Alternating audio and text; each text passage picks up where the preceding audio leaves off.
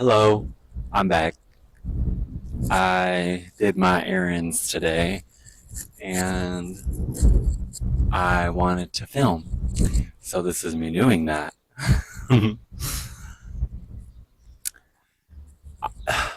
While I was doing things today, I realized that the the life that I'm living right now, the quality of life that I'm living right now has zero, and I mean zero comparison to that of what I had in the United States.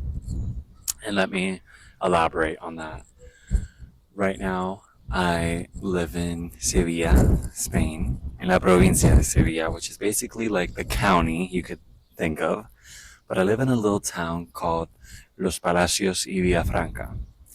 Y Los Palacios y Villafranca is very much in the countryside. Like this is like a country town. This is let's say in terms of Florida, this is Arcadia. For those of you in that part of the world, this is Arcadia. For people in Illinois, let's see what's a good comparison. This would be, oh my God, Galena. This would be Galena, just because of how country and rural it is. Uh, but it still has services. Like I have a bus every 30 minutes on a weekday to the main city, and it only takes 30 minutes to get there. And I have all the services of the city.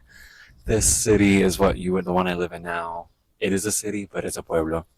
Um, it has an infrastructure that people would call 15-minute city, that people demonize on the right in the United States, especially, saying that 15-minute city, they want to control you, they want to put you in a box, and they don't want you going nowhere. But that's just not, if anything, there's more mobility here, especially with older people. I see so many older people living, ooh, that wind, living independently.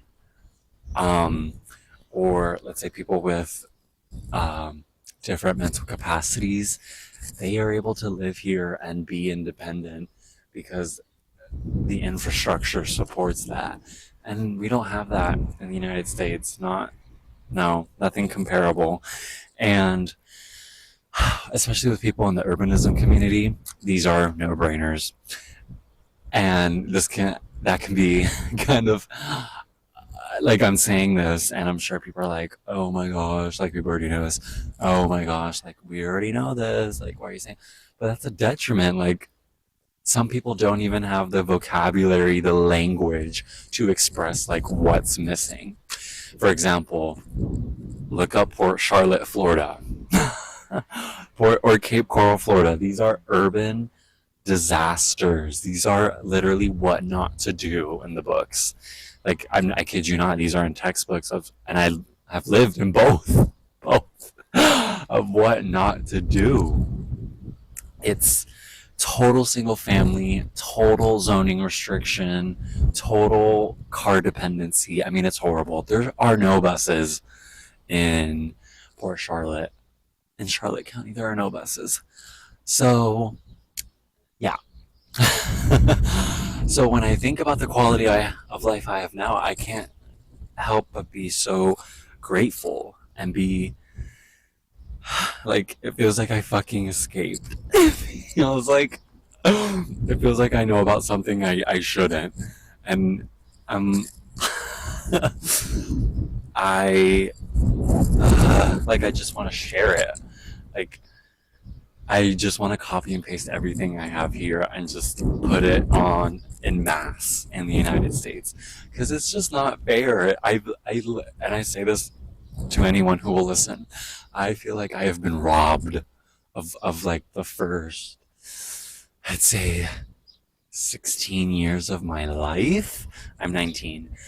I feel like I have been robbed because oh, see, when you hear that here, it's not a tiroteo. It is not a shooting. It is not. That's probably someone I don't know, a motor, something, not a gunshot. They can't have those here. Um, but I just want to share this quality of life. Like my mom, she's about to turn 52 this year. She has been driving since she was 15. All she knew, all she knew was that car dependent lifestyle. And I mean, oh my God, like thinking of it, like if I had to do that, kill me now. Knowing what I know now, kill me now. Let me restart. Let me choose again. Because no. Like, I'm so sorry. Sorry. No. um, and the thing is, speaking on all of that,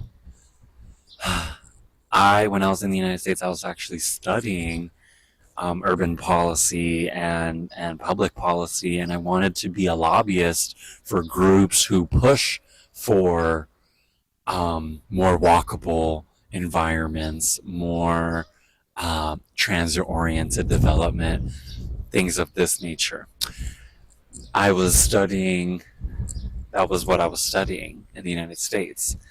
Now that I'm here in Spain, it's like, not that they've mastered or perfected it, but they already have the infrastructure. They already have it here. Like, they didn't rip up their rail lines. Did they have a lot more? Yes, but they have high speed. They have high speed rail here. You know, like they already build human scale. They're not focusing on the car. You know, like so they have shit that predates not only cars but the United States in general. Like, come on, 1492. Sail the ocean blue. Where do you think that came from? Why did it sound Canadian for a second? I started Canadian, but where do you think Columbus sailed from?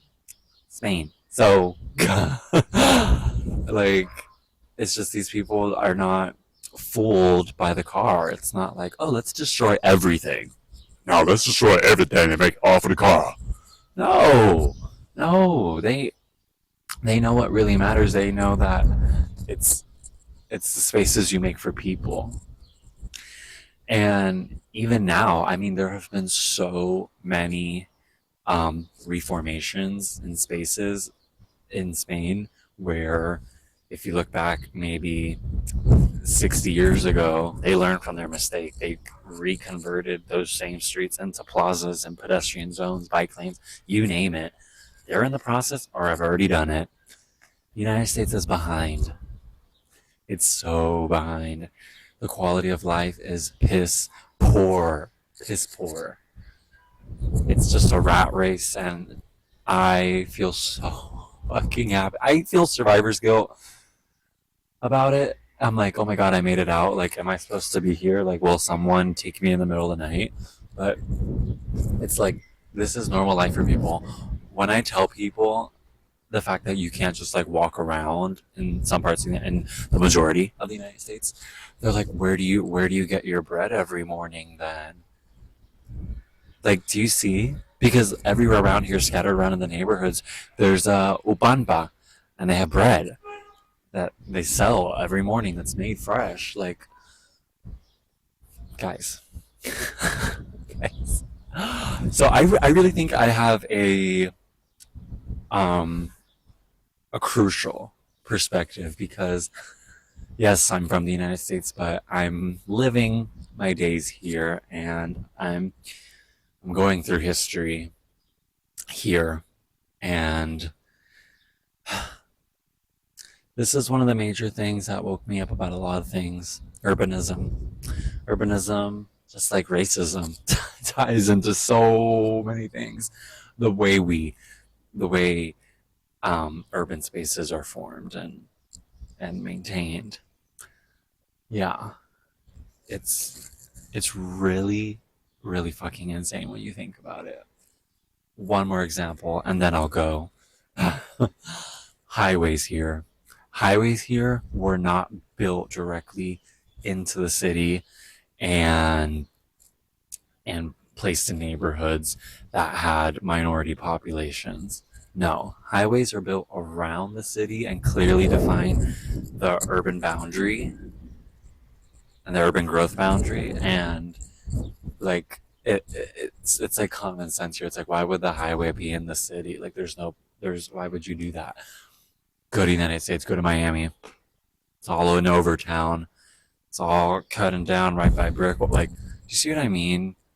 Or you go to Chicago, South Side, that the Ryan Expressway. I mean, like,